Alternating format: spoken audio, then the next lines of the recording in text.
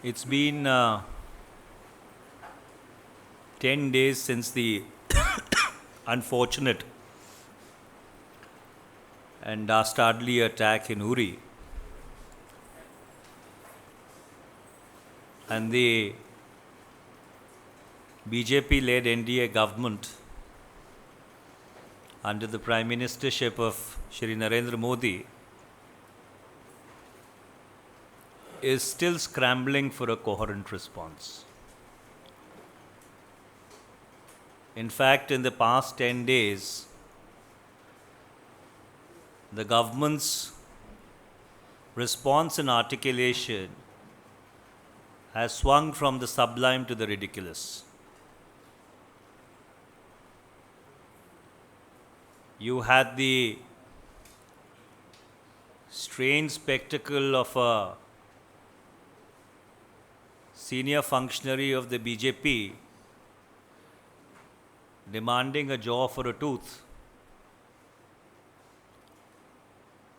And slowly and gradually, you saw that entire rhetoric crumble around itself. One can only wonder that when the Prime Minister of India was portraying himself as the only man around town on the questions of national security, did he ever not reflect on the fact that if he was charged with the national security remit, how would he deal with such a situation? In the last 3 days, there is a lot of spiel which has been put out by the government. First, on the Indus River Waters Treaty, that the government intends to review the Indus River Waters Treaty. Now, what does that review mean? Does that review mean that the government is planning to scrap the Indus River Waters Treaty? Does the review mean that the government would utilize 20% of the waters of the western rivers, the Indus, Chenab and Jhelum, which flow into Pakistan in an unrestricted manner? For if that is the case, a hydel project does not get constructed overnight. It takes between 5 to 10 years for a hydel project to come up. It can be a long-term response. But is that the response the nation is looking for? Or do the Karyakartas of the BJP and the Sangh Parivar intend forming a human dam to stop the flow of the waters to Pakistan?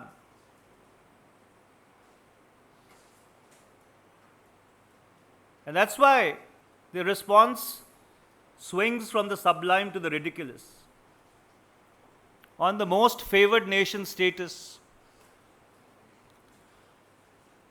my colleague the other day was correct in demanding the abrogation of the MFN. Because for 20 years, Pakistan has not reciprocated the MFN. क्योंकि MFN का जब आप हिंदी में तर्जमा करिए, सबसे पसंदीदा मुल्क, तो हमने तो पाकिस्तान को सबसे पसंदीदा मुल्क बना ही लिया था, पर उनको वो गवारा नहीं आया था. But the question is, would the scrapping of the MFN change the behavior of the deep state in Pakistan?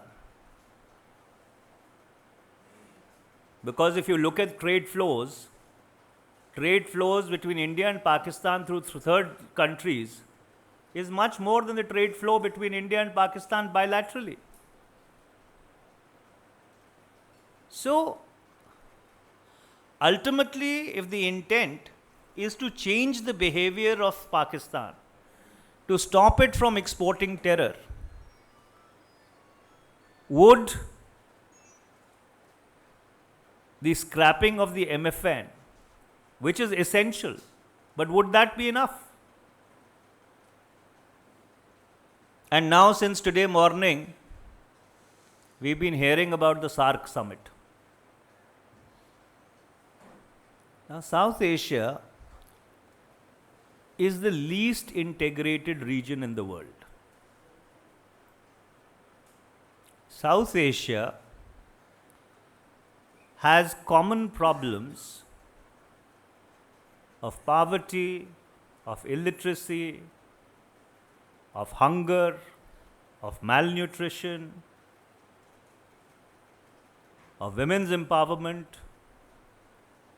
of child rights. There is a need for the further integration of the SAARC region. So, under these circumstances, government should ask itself, is the scrapping of the SAARC summit an answer? Should the government not explore the possibility of having a SAARC summit minus Pakistan? Because there is no apparent pattern to the SAARC summits. I was looking at it. There have been 18 summits so far. The 19th is scheduled in Pakistan. So India conducted the 2nd, 8th and 14th summit. Bangladesh the 1st, 7th and 13th summit. Pakistan the 4th and 12th summit. Nepal the 3rd, 11th and 18th summit. Bhutan only the 16th summit. Sri Lanka the 6th, 10th and 15th summit. Maldives the 5th, 9th and 17th summit. So there is no order to the summits. It is not that it is Bangladesh, India, Pakistan. It goes in any chronological order. There seems to be a certain randomness to the entire manner in which SAARC summits are conducted. So should India not explore the possibility of actually having a SAARC summit minus Pakistan? Would that really not make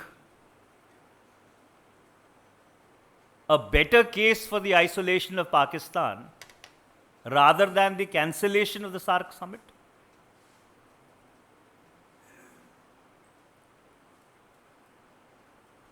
And finally,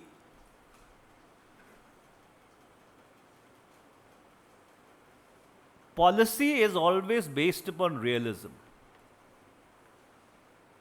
Policy cannot be the subject matter of delusionitis. So therefore, if the government of India is deluding itself into believing that Pakistan is isolated and therefore we do not need to do anything to isolate it, then I am afraid they are living in a make-believe world of their own making. And that is why it is important that the government make that leap of faith from rhetoric to governance. Because national security is too serious an issue to be left to some tweets on the social media or some speeches at the United Nations General Assembly. If you want to repeat in Hindi, I can do it, or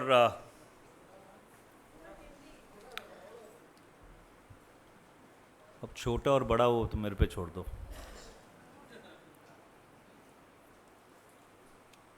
ये 10 दिन हो गए उरी का हमला हुए और अभी तक का सरकार कोई ठोस नीति कि उसका किस तरह जवाब दिया जाए निर्धारित नहीं कर पाई है।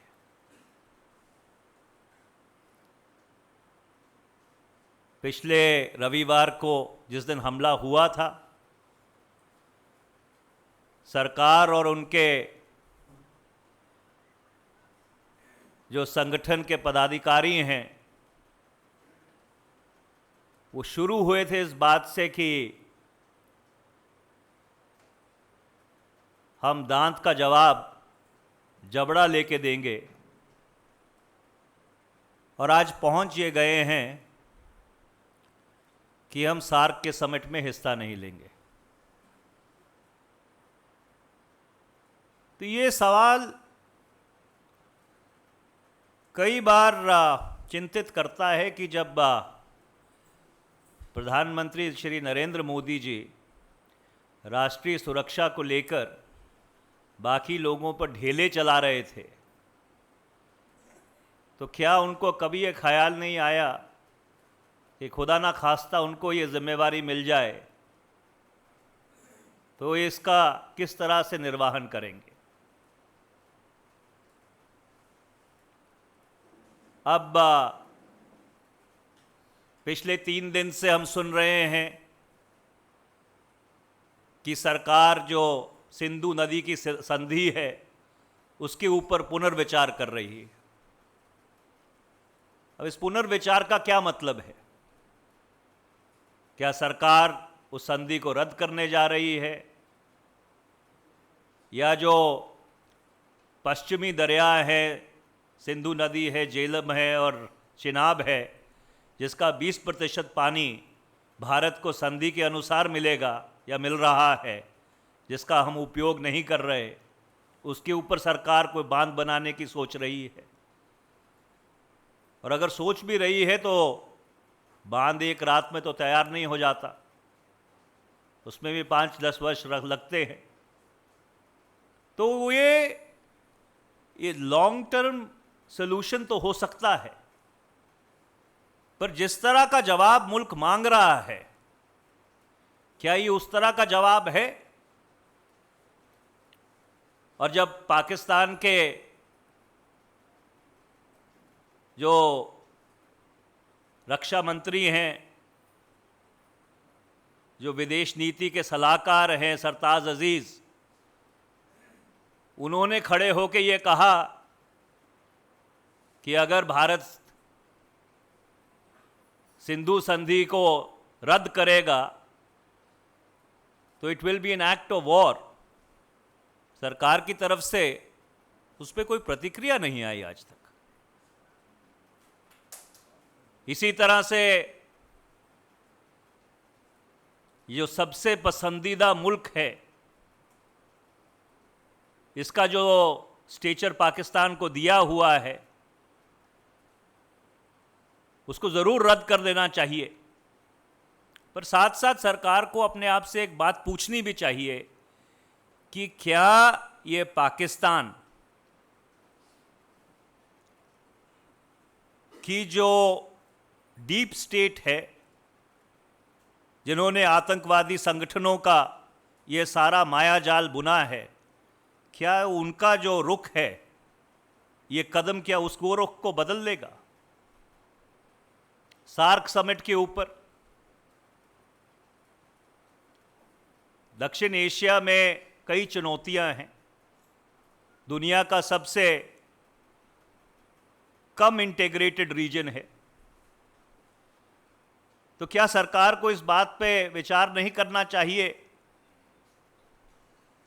कि सार्क समिट को रद्द करने की जगह ये बेहतर रहेगा कि पाकिस्तान के बगैर सार्क समिट के ऊपर विचार किया जाए? तो इसलिए कुल मिलाकर